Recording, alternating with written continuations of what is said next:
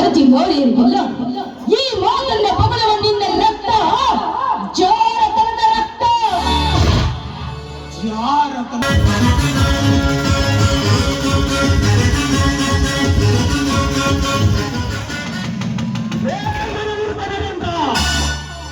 ಮರ್ಯಾದೆಯಿಂದ ಕೈ ಬಿಡಲೇ ಈ ಹುಡುಗಿಯನ್ನು. ಯಾರು ಈ ನನ್ನ ವಿಷಯದಲ್ಲಿ ಬೀಜ ಬರಸಲು ಬಂದನು? ನೀನ್ಯಾರಲೇ ನನ್ನ ಮಗನೇ? ಲೇ ನರೇಂದ್ರ, ಅನಾಥ ಹೆಣ್ಣು ಮಕ್ಕಳ ಮೇಲೆ ಕಾಮದ ಕಣ್ಣನ್ನು ಹಾಕುವ ಈ ನಿನ್ನೆದಕ್ಕೆ ಜಾಡಿಸಿ ಹೊತ್ತು ಬುದ್ಧಿ ಕಲಿಸಲು ಬಂದ ಭೀಮಯ್ಯನ. ಭೀಮ ಲೇ ಭೀಮ, ಇವನು ಬರೀ ಬಲಭೀಮನಲ್ಲ, ನಿಮ್ಮಂತ ಕಲಿಯುಗದ ರಾಕ್ಷಸರ ಬಿಸಿ ರಕ್ತವನ್ನೇ ಕುಡಿಯಲು ಬಂದ ಕಲಿಯುಗದ ಭೀಮ. ಲೇ ಭೀಮ, ಈ ಕಲಿಕೆಯ ಕಾನೂನನ್ನೇ ಅರಿಯದ ಪಾಲೆ ಬಾರಿಸುವ ಭೀಮ, ಈ ನರೇಂದ್ರ ಯಾರು ಎಂಬುದನ್ನು ಅರ್ಥ ಮಾಡಿಕೊಳ್ಳದೆ ನನ್ನೊಂದಿಗೆ ವೈರತ್ವವನ್ನು ಸಾಧಿಸಿದರೆ ಗುರುತಿಲ್ಲದೆ ಬೆರೆತು ಹೋಗುವೆ ಮಗನೇ. ಈ ಮಣ್ಣಿನ ಕಣದಲ್ಲಿ ಮಣ್ಣಿನ ಕಣ.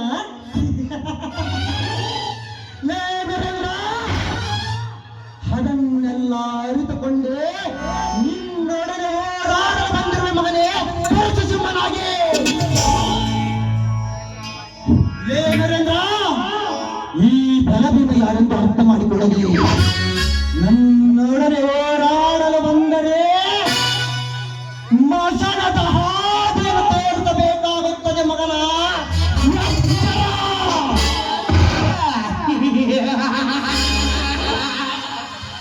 ಲೇ ಭೀಮ, ಈ ಅಕ್ಷರ ಎಂಬುವ ಈ ಮೂರಕ್ಷರದ ಪದವನ್ನೇ ಹಿಂದಕ್ಕಿದ್ದ ಈ ನರೇಂದ್ರನಿಗೆ ಈ ಅಕ್ಷರ ಭೀಮ, ಬಲ್ಲಿದ ಬಿಲ್ಲಾಗಿ ಮೆರೆಯುವ ಈ ಮಲ್ಲನೊಡನೆ ಮಲ್ಲ ಯುದ್ಧಕ್ಕೆ ಬಂದರೆ ಈ ನಿನ್ನ ಸಲ್ಲ ನಡೆಗಿದ ಬಿಡಲಾರ ಈ ಛಲಗಾರ ನರೇಂದ್ರ. ಕಾಮಿನಿ ಚಾಣದ ಮಂಚವನ್ನೇರಿ ನಿಂತ ನನಗೆ ನೀನು ಎದುರಾಗಿ ಬಂದರೆ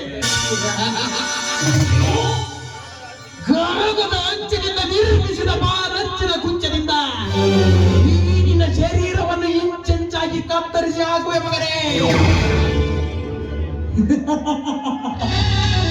ಮುಚ್ಚಲೇ ಬಾಯಿ, ಆಯ್ತು ಮಗನೇ ನಿನ್ನದು. ತಾಯಿಯ ಎದೆ ಹಾಲು ಕುಡಿದು ಮದವೇರಿ ಬೆಳೆದಿರುವ ಈ ಗಂಗದ ಭೀಮನಿಗೆ ನೀನೇ ಏಕಲೇ ಈ ನನ್ನ ಜೀವನವನ್ನು ಕತ್ತರಿಸಲು ನಿಮ್ಮಪ್ಪನಿಂದಲೂ ಸಾಧ್ಯವಿಲ್ಲ ಮಗನೇ. ಪ್ರತಿನಿತ್ಯ 16 ಕುಸ್ತಿಗಳಲ್ಲಿ ಪ್ರತಿ 10 ನಿಮಿಷಕ್ಕೊಂದು ಕುಸ್ತಿಗಳನ್ನು ತೆಗೆದು ಇಡೀ ಕಣಕ್ಕೇನೆ ಜಡ್ಡು ಹೊಡೆದ ಲೇ ನರೇಂದ್ರ, ನೀನೊಬ್ಬ ತಾಕತ್ತಿನ ಚಲುವ ಚೆನ್ನಿಗಪ್ಪನಾಗಿದ್ದರೆ ಹಾಗೆ ಹೋಗಲಿ ನಮ್ಮಿಬ್ಬರ ನಡುವೆ ಕುಸ್ತಿಯ ಕಣ.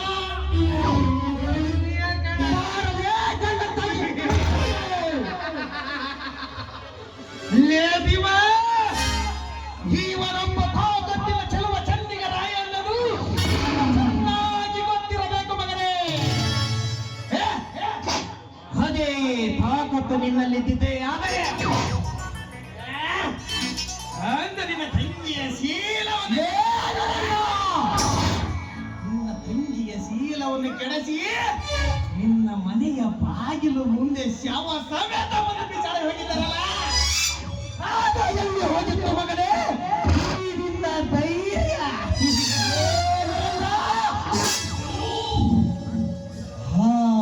ನನ್ನ ತಂಗಿಯ ಶೀಲವನ್ನು ನಾನು ಚಿಕ್ಕವನಾಗಿದ್ದಾಗಲೇ ಮರೆತು ಹೋದ ಆ ನನ್ನ ಕ್ರೋಧಾಗ್ನಿಯನ್ನು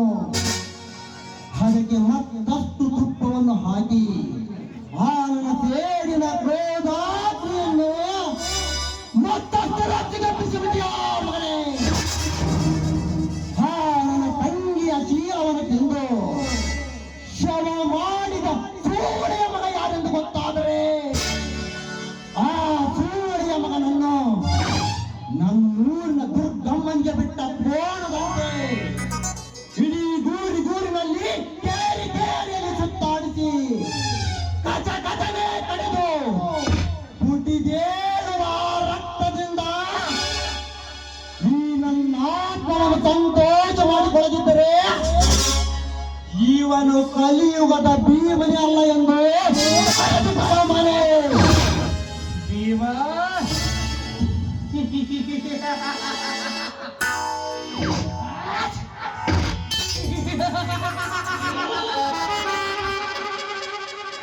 ಹೀಯಾಗೆ ಸೇಡು ಸೇಡು ಎಂದು ಸಾಹಿತ್ಯ ಮಗನೇ, ಸೇಡಿಗಾಗಿ ನಡೆಯಿತು ಅಂದಿನ ರಾಮಾಯಣ.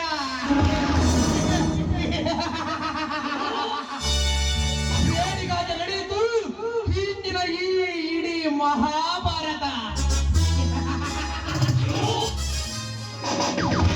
ಸೇಡಿಗಾಗಿ ಇಡೀ ಕುರುಕುಲವನ್ನೇ ನಿರ್ವಂಶ ಮಾಡಿದ ಶಾಕುನಿ ಕಡಲೆ ನಾನು. ಸೇಡು ಎಂಬ 3 ಅಕ್ಷರದ ಪ್ರಾಣಿಯನ್ನೇ ಹಿಂದಕ್ಕಿಟ್ಟು ಸತತ 5 ವರ್ಷದಿಂದ ಈ ಹೆಣ್ಣನ್ನು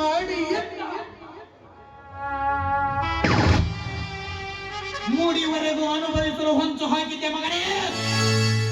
ಆದರೆ ಯಾಕೆ ಸೇಡು ಸೇಡು ಎಂದು ಸಾಹಿತ್ಯ? ಸುಮ್ಮನೆ ಇವಳನ್ನು ನನಗೊಪ್ಪಿಸಿ ಮರ್ಯಾದೆಯಿಂದ ಹೇಳುತ್ತೇನೆ, ಹೊರಟು ಹೋಗು ಮಗನ ಇಲ್ಲಿಂದ. ಹೊರಟು ಹೋಗ ನರೇಂದ್ರ, ಯಾಕಲೇ ಹೆಣ್ಣು ಹೆಣ್ಣು ಎಂದು ಕಾಯುತ್ತೀಯ ಮಗನೇ?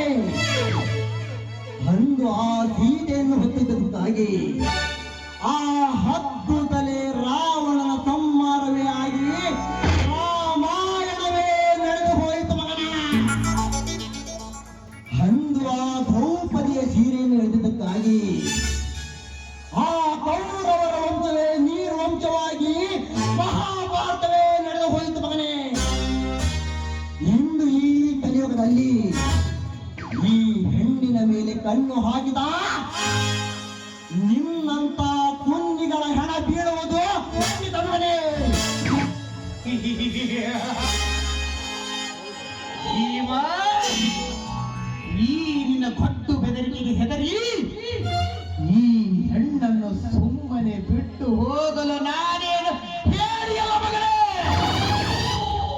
ಮುಂದೊಂದು ದಿನ ಈ ಹೆಣ್ಣನ್ನು ಸಮಯ ಸಾಧಿಸಿ ಅನುಭವಿಸದಿದ್ದರೆ ನನ್ನ ಹೆಸರ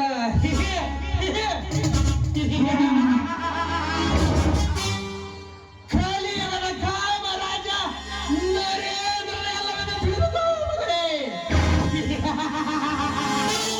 ಈ ಎಲ್ಲ ಹೊಲಸು ಹೆಣ್ಣೆ,